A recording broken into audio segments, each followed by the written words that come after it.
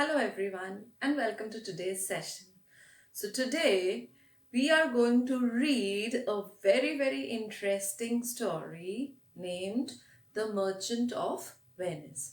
So before we start with the story, let me tell you about the writer. So this story is originally written in the form of a play by a very well known and a popular figure of English literature, that is William Shakespeare.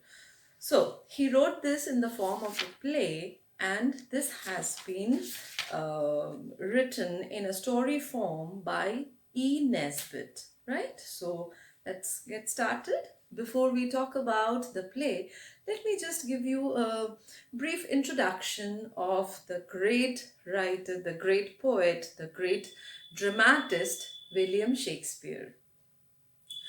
So, William Shakespeare, also known as the Bard of Avon, he was born in the year 1564 and he died in the year 1616.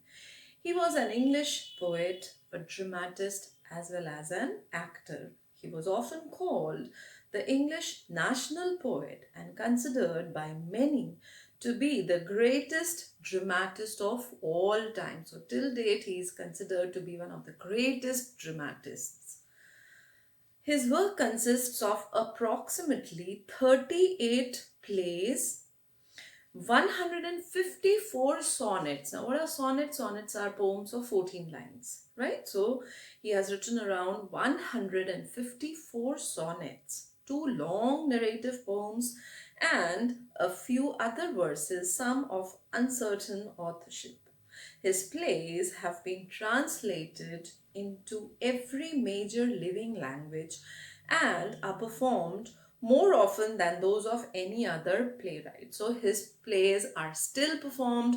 Now, you all must have heard about the great and the famous plays like Macbeth and Julius Caesar, Romeo Juliet. All these are creations of this great dramatist whose name is William Shakespeare. So today again we will be reading one of his best plays named The Merchant of Venice. So Merchant of Venice is about two traders of Venice, right? So before we start with the story, let me give you a brief introduction. Let me introduce you to all the characters so that the understanding becomes easier, right?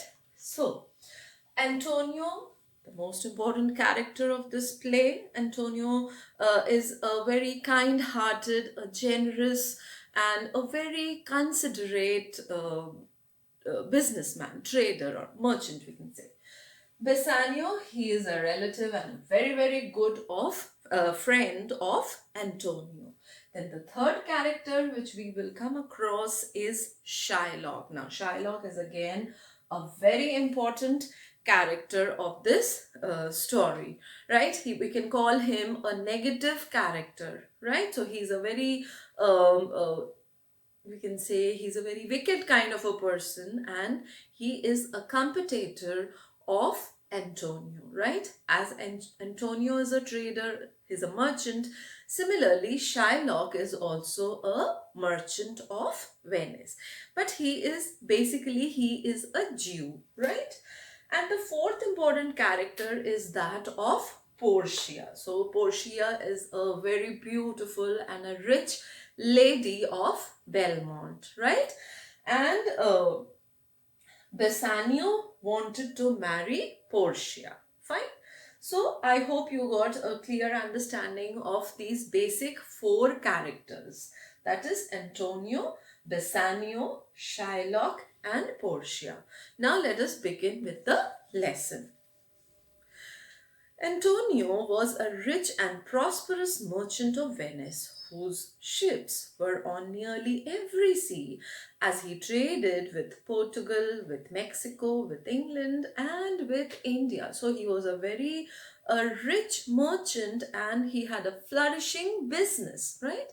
Trading business, and he did trade with countries like Portugal, with Mexico, with England, and even with India. So his ships used to go to all these places in the world, right? Although proud of his riches, Antonio was very generous with them and delighted to use them in relieving the wants of his friends, among whom his relation Bassanio held the first place. So he was a rich merchant. He was obviously, he was so rich, he was quite proud of himself, but he was a very kind man, a very generous hearted man, and he always used people who came to him in need.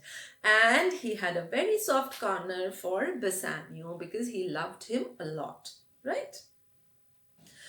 Now, Bassanio, like many gallant gentlemen, gallant means respectful. So Bassanio, like a gallant gentleman, he was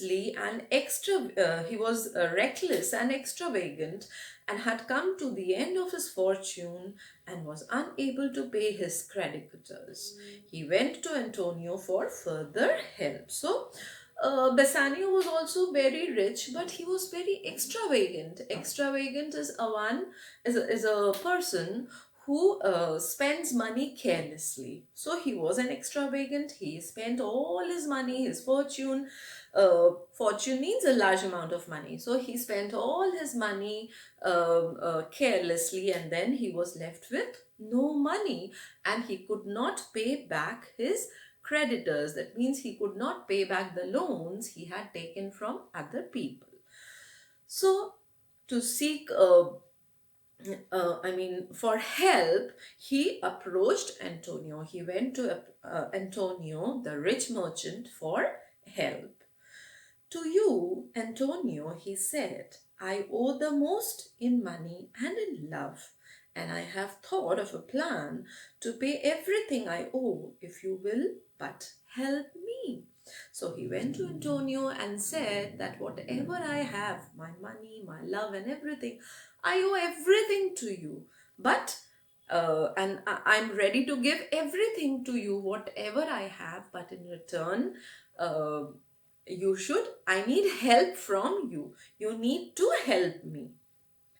Say what I can do, and it shall be done, answered his friend. So Antonio did not wait even for a moment to listen to what his plan was. And immediately he said that you tell me whatever help you need. And I'm going to help you. Then said Bassanio, in Belmont is a lady richly left, and from all quarters of the globe renowned suitors come to woo her because she is beautiful and good as well. So then Bassanio talks about Portia, right? So Portia is the lady who stays in Belmont. She's very rich and she's very beautiful, and to marry her, young men from different corners of the world, they all are coming to Belmont. Why are they coming? Because they all wish to marry Portia, right? I feel sure that I should win her away from all rivals for her love, had I but the means to go to Belmont where she lives. So he says that I feel that I should win her, and I should make her my wife because I love her, and I should leave all my opponents, all my rivals behind and win her love. But I don't have any means to go to Belmont. What is the reason? Why can't he go to Belmont? Because he had spent all his money. He cannot afford to go to Belmont. He doesn't have the money to go to Belmont where she lives. All my fortunes, said Antonio, are at sea, and so I have no ready money. But luckily my credit is good in Venice, and I will borrow for you what you need. So at this, Antonio did not refuse him. right? He said that all his money, at this point of time, all his money is there out in the sea. That means his ships carrying his money, they all are there in the sea, right? And as soon as they reach the port, I'm going to get money. But right now, at this moment, I don't have money. But you don't need to worry, because my creditors, uh, they all know me. People in Venice know me very well. They love me, and I'll definitely be able to manage some money for you. So you don't need to worry about this thing. Now, there was living in Venice at this time a rich moneylender named Shylock. So, there was another rich moneylender named Shylock who was also living in Venice. Antonio despised and disliked this man very much. Despised means hated. So Antonio disliked him a lot. He just hated Shylock. Now, what was the reason? So Antonio despised and disliked this man very much and treated him with the greatest harshness and scorn. So he did not treat him well. He did not treat him kindly. Antonio did not treat Shylock with kindness.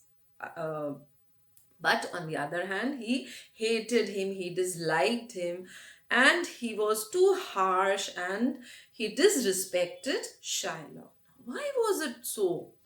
He would thrust him like a cur over his threshold. He would thrust means to push him back like a cur. Cur is a dog, an unkempt or aggressive dog, right? So he would push him violently like a dog, and would not even let him step even on his threshold. Shylock submitted to all these indignities with a patient shrug. So Shylock, he used to absorb all these things very, very patiently. He never showed his anger towards Antonio. But deep in his heart, he cherished a desire for revenge on the rich, smug merchant. So although he did not bring forth his anger on his lips, he never showed any kind of anger through his expressions, but deep in his heart he nurtured a strong feeling of revenge from this revenge on this rich and smug. Smug means proud. So rich merchant, he wanted to take revenge from this proud merchant. For Antonio, both hurt his pride and injured his business. But for him, thought Shylock, I should be richer by 500,000 ducats. On the marketplace and wherever he can, he denounces the rate of interest I charge. And worse than that, he lends out money freely. So, Shylock always wanted to be richer than Antonio, right? He hated Antonio from the bottom of his heart. So why was this hatred? What was the reason of this hatred? So the basic reason was, the most important point was that he always charged more interest. Shylock always charged more interest from the people who came to borrow money from him. So in the market, Shylock always denounced him. Shylock always showed that, Antonio always denounced Shylock. That means Antonio always proved him to be wrong in the market, right? Why? Because Shylock used to charge a higher rate of interest, whereas Antonio, he always, he gave money to people at a lesser interest rate. Fine. So this was the reason why Shylock's business was affected. And moreover, since Antonio was a very kind-hearted person, he gave money freely to the people, right? So this was the reason people preferred borrowing money from Antonio rather than Shylock. So this was the reason of, the basic reason of hatred, right? So, when Bassanio came to him to ask for a loan of 3,000 ducats to Antonio for 3 months, Shylock hid his hatred and turning to Antonio said, "Harshly as you have treated me, I would be friends with you and have your love. So, I will lend you the money and charge you no interest. But just for fun, you shall sign a bond in which it shall be agreed that if you do not repay me in 3 months' time, then I shall have the right to a pound of your flesh to be cut from what part of your body I choose." So, when Bassanio came to Antonio for the loan, when Bassanio came to Shylock for the loan, Shylock was, he always hated Antonio. So um, he turned to Antonio and he said that although you've hated me, but I'm not going to be harsh upon you and I'll definitely give you the money. But in return, you will have to sign a bond. And what was that bond?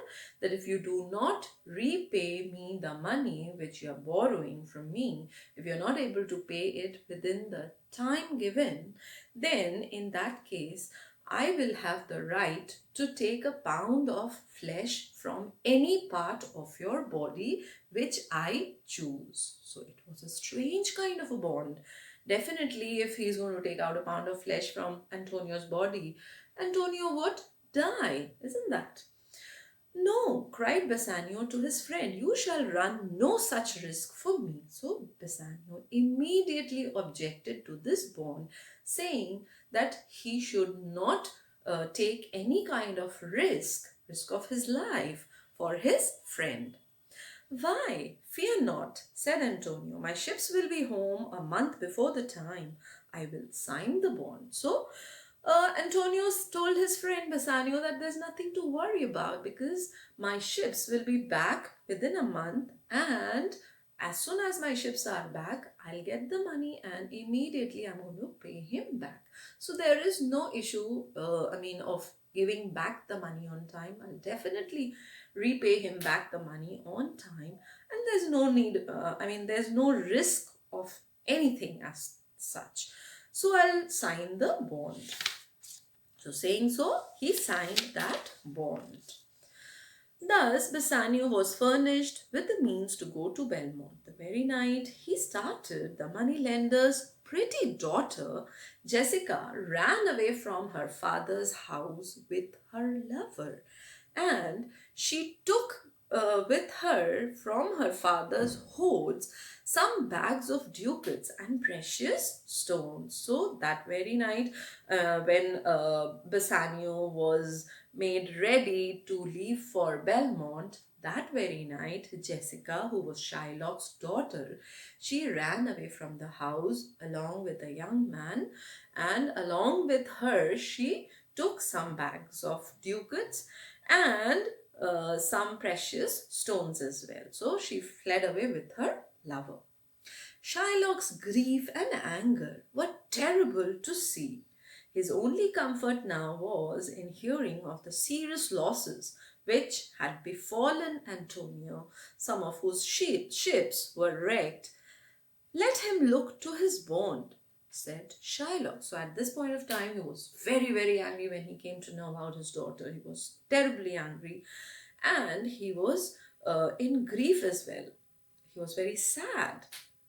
So at this point of time, the only the only way he got comfort was the news that Antonio's ships, some of his ships have wrecked in the sea, and now Shylock will, he will claim for his bond, right?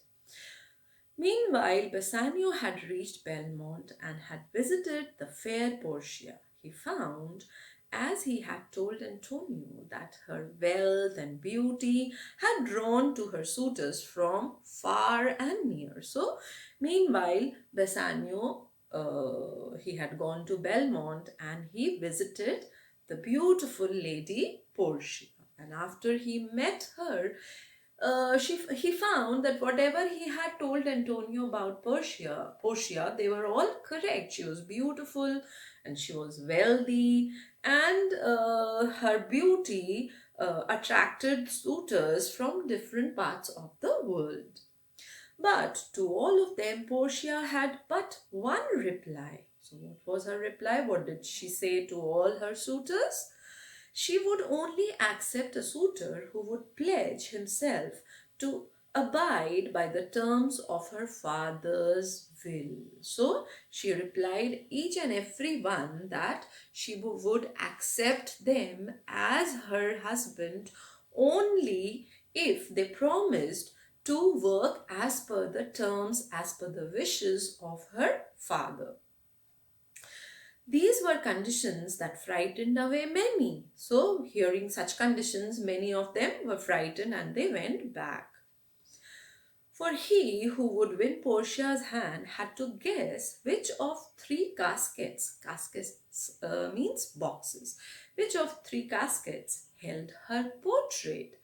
If he guessed right, then Portia would be his bride. If wrong, then he was bound by oath to never reveal which casket he chose, never to marry and to go away at once. So what was the term put forth by her father? That each one of them will be presented three caskets. Caskets means boxes. And out of those three caskets, one casket will have Portia's portrait, Portia's picture, right? And whoever guesses the correct box with the portrait will get the hand of Portia, will win Portia as his wife. So this was the condition kept by her father. The caskets were of gold, silver, and lead. The gold one bore this inscription. So, what was inscribed, what was carved on the gold casket? Who chooseth me shall gain what many men desire. So, whoever chooses me will get that thing which many people, many men desire for. The silver one had this: who chooseth me shall get as much as he deserves. While, so on the silver, what was written on the, what was carved, what was inscribed on the silver casket, that whoever chose me shall get as much as he deserves, right? While on the lead one were these words. So what was finally written on the, what was written on the last casket that was made of lead? What was it written? It said, who chooseth me must give and hazard all he hath. So whoever chose me must give and risk everything he has, right? So, the Prince of Morocco was among the first to submit to this test. He chose the gold casket, for he said, neither base lead nor silver could contain her picture. So, he chose the gold casket and found nothing the likeness of what many men desire, that is, death. So he chose the gold casket. The Prince of Morocco said that the portrait of this lady should not be in silver casket, neither should it be in a dull lead casket. So thinking of this, he chose the gold one. And when once he opened it, what did he find inside? He found inside the likeness of many men, what many men desire, that is death, right? After him came the haughty Prince of Aragon, and saying, let me have what I deserve. So next was the proud Prince of arrogant. And he chose saying that he will let him have what he deserves. Saying this, he chose the silver casket, right? So let me have what I deserve. Surely I deserve the lady. He chose the silver one and found inside a fool's head. So once when he opened that silver casket, what did he find inside? A fool's head. And this is what he deserved, right? Did I deserve no more than a fool's head? He cried. So he became very angry at this and he said that, do I deserve this? So saying so, he left the place. Then at last came Bassanio, and Portia would have delayed him from making his choice from very fear of his choosing wrong, for she loved him dearly, even as he loved her. But, said Bassanio, let me choose at once, for as I am, I live upon the rack. So, now it was turn for Bassanio to choose one of those three caskets. And he was a little scared, and even Portia was also a little scared because Portia really wanted to marry Bassanio. And Bassanio also wanted to marry Portia, so both of them were a little nervous and they delayed him from making the choice, right? But Bassanio was almost ready and he said that let me choose at once as I am. I live upon the rack. Upon the rack means he is also stressed. So he said that let me choose quickly. Then Portia bade her servants, bade means told. So Portia told her servants to bring music and play while her gallant lover made his choice. So while he chose the casket, Portia told her servants to play soft music to lessen the tension, to lessen the stress. And Bassanio walked up to the caskets, the musicians playing softly the while. Mere outward show, he said, is to be despised. So he said that the outward look is to be despised, is to be hated. We must not trust the outward look of the things. The world is still deceived with ornament, and so no gaudy gold or shining silver for me. I choose the lead casket. Joy be the consequence. Consequence means result. So I'm not choosing the glittery gold or the shining silver boxes. I am choosing the lead box since I feel that outward look of everything is all deceptive, right? So saying this, he chose the lead box and he says, let the joy follow it. Let joy be the result. Let happiness be the result. And opening it, he found fair Portia's portrait inside. So once he opened the lead casket, the lead box, he found, which was very dull, and when he opened it, he found beautiful Portia's portrait inside that box. Yes, said Portia, I am yours, and this house is yours, and with them I give you this ring from which you must never part. So Portia was also overjoyed, even Bassanio was very happy, right? So Portia, out of joy, she said that I am yours and this house is yours, and whatever I have is all yours, and I give you this ring, and you must never ever part with this ring. You should never separate yourself from this ring. You must be, keep wearing it on your finger every time. And Bassanio could hardly speak for joy, did swear that he would never part with the ring while he lived. So Bassanio was also very happy and he promised that he would never part with that ring. Then suddenly all his happiness was dashed with sorrow, for messengers came from Venice to tell him that Antonio was ruined and that Shylock demanded a pound of the merchant's flesh. Portia was so grieved at Bassanio to hear of the danger which threatened his friend. So while everything was good around, he won Portia, and everything was, it was a good situation. Right at that point of time, they received a very sad news. And what was it which shattered everything? It was um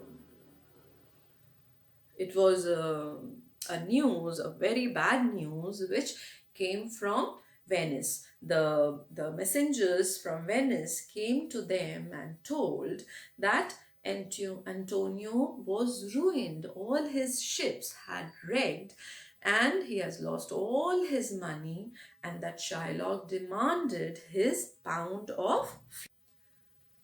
First, she said, "Take me to church and make me your wife, and then go to Venice at once to help your friend." So she said that first of all, let's go to the church and get married, and take me as your wife, make me your wife, and then you may go to Venice at once to help your friend. You shall take with you money enough to pay his debt 20 times over. So you take along with you money, 20 times more money, which you have to pay him back. But when her husband had gone, Portia went after him and arrived in Venice disguised as a lawyer whom the Duke of Venice had called in to decide the legal questions raised by Shylock's claim to a pound of Antonio's flesh. So Bassanio left for Venice, but what about Portia? She also went to Venice, but she went disguised as a lawyer, right? And she had been called by the Duke of Venice to settle this matter of these two merchants. When the court met, Bassanio offered Shylock twice the money borrowed if he would withdraw his claim. But the moneylender's only answer was, if every ducat in 6,000 is if every ducat in 6,000 ducats were in 6 parts, and every part a ducat, I would not draw them. I would have my bond. So he was adamant. He was offered by Bassanio twice the amount which he had given to Antonio. But did Shylock accept that amount? No. And he was adamant that he wanted a pound of flesh only and nothing else, right? So he wanted to have his bond and nothing else. It was then that Portia arrived in her disguise, and not even her husband knew her. So she was disguised as a lawyer, and she was dressed in such a way that even her husband Bassanio could not recognize her. The Duke gave her welcome and left the settlement of the case to her. Then in noble words, she bade Shylock have mercy. So the Duke welcomed her, and he left the complete case for settlement on the hands of this young lawyer. So initially she requested Shylock for showing mercy to Antonio. And see how beautifully she explains mercy. The quality of mercy has been beautifully explained. The quality of mercy is not strained. It dropped as the gentle rain from heaven upon the place beneath. So the quality of mercy is just like the rain, the drops of rain falling from the sky, that is falling from heaven on the earth, right? So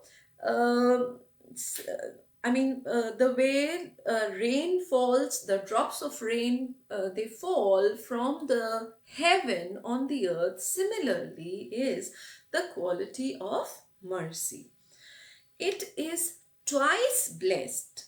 It blessed him that gives and him that takes. So this quality of mercy is, it's so pure that it brings blessings from God in two ways. Right? Now, how two ways? The person who shows mercy is blessed by God, and even the person on whom mercy is shown is again blessed by God. So it brings God's blessings. Now, what about Shylock? But Shylock was deaf to her entreaties, so he turned a deaf ear towards this young lawyer. I will have the pound of flesh, was his reply. So, what was his stern reply? That he will have his pound of flesh at any cost. What have you to say? Asked Portia of the merchant. But little, he answered, I am armed and well prepared. So, she said, what do you have to say? Portia asked, what have you to say? So she asked the merchant, what do you have to say? But little, he answered, I'm armed and well prepared. So he said that I am well prepared. I'm ready to accept anything. The court awards you a pound of Antonio's flesh, said Portia to the money lender. So Portia told the money lender, that is, she told Shylock, that the court awards you, that means the court allows you to cut a pound of flesh from Antonio's body. Most righteous judge, cried Shylock, a sentence, come, prepare. So when he heard this decision from the court, he was overjoyed. Shylock was overjoyed that now he is going to kill Antonio. Basically, killing was the intention, isn't it? Because if a pound of flesh is cut from any person's body, so definitely the person would die, right? So he was overjoyed that his whatever he had planned would now come. He would be successful with his plannings. And he says that it's a right decision, a right decision taken by the judge. And he moves towards Antonio to cut a pound of flesh. Now, see what happens. Tarry a little. Tarry means wait. Wait a little. This bond gives you no right to Antonio's blood, only to his flesh. So when he is about to cut the pound of flesh from Antonio's body, Portia again intervenes. She says that, wait a minute, you have talked about, your bond says only about a pound of flesh, and you don't have any right on Antonio's blood. If then you spill a drop of his blood, all your property will be fortified to the state. Such is the law. So she talks very boldly and she says that you have no claim on his blood. You can only take a pound of flesh from his body, but you don't have any right to Antonio's blood. And if you spill even a drop of blood, then as a punishment, your property would be taken away from you by the state. And this is the law. And Shylock, in his fears, said, then I will take Bassanio's offer. Now, Shylock was also very sure, he knows it very well, that when he cuts a pound of flesh from Antonio's body, obviously the blood would ooze out and he will bleed to death, isn't it? So he got scared at this point of time, and out of fear, he said, okay, fine, I'm going to accept Bassanio's offer. No, said Portia sternly. So very strictly, very firmly, Portia said that no. You shall have nothing but your bond. Take your pound of flesh, but remember that if you take more or less, even by the weight of a hair, you will lose your property and your life. So very with a very strictness in her voice. She said that you will not have anything apart from the bond. It's written in your bond that you can have a flesh of pound from his body, so you can have that. But you will not spill even a drop of blood, neither will you take even a slightest amount more, right? Even by the weight of a hair.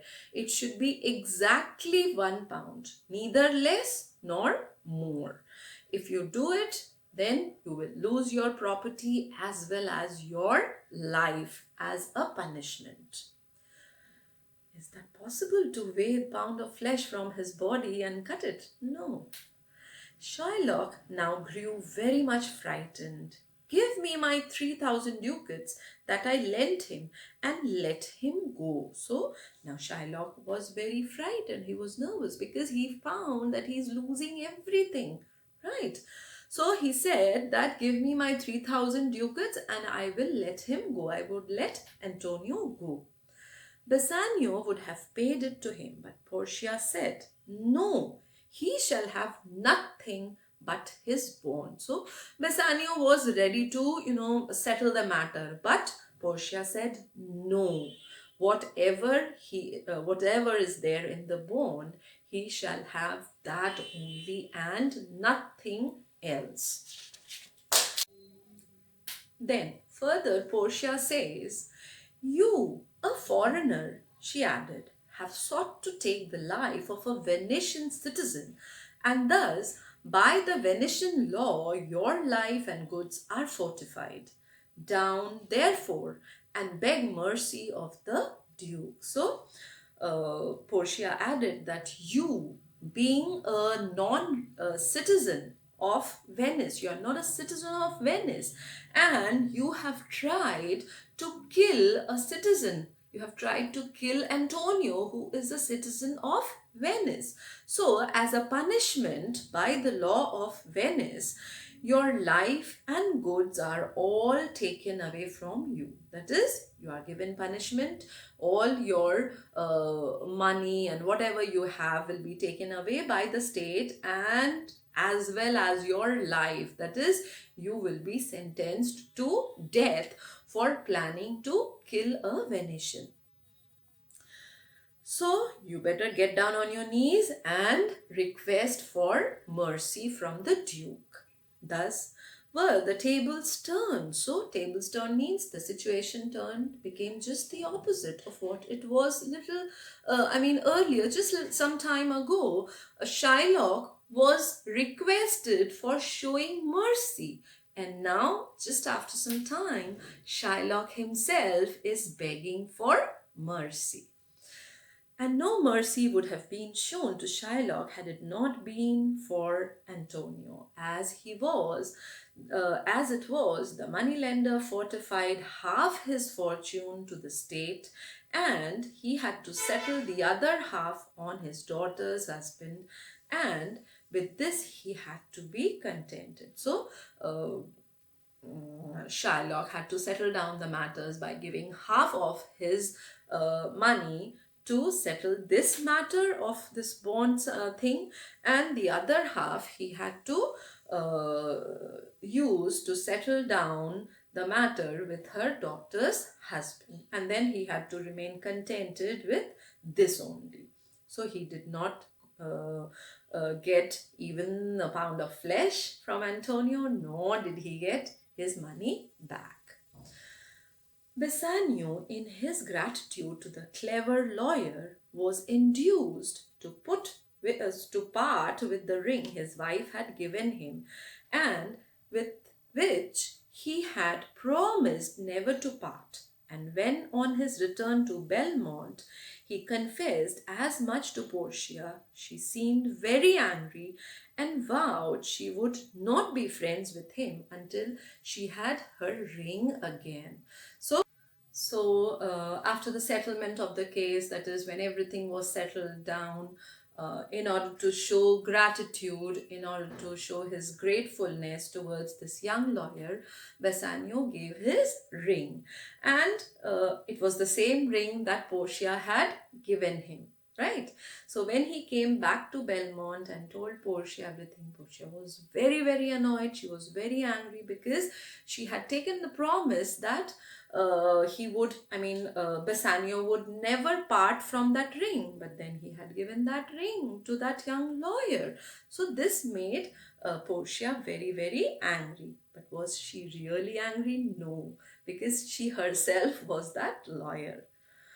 So she said that she's not going to be friends with him. She's not going to talk to him until and unless Bassanio brings back the ring. But at last she told him that it was she who, in the disguise of the lawyer, had saved his friend's life and got the ring from him. So finally she revealed that she was the lawyer who fought the case in the court, right? And and then she gave the ring to her husband. So Bassanio was forgiven and made happier than ever. So Bassanio was forgiven by Portia, which made him very happy. And to know how rich a prize he had drawn in the lottery of the caskets. So Bassanio realized that he had really won a big prize from that lottery of the caskets. That is the lottery of the boxes, right? So with this, we end the lesson, and I hope all of you have understood the story very well.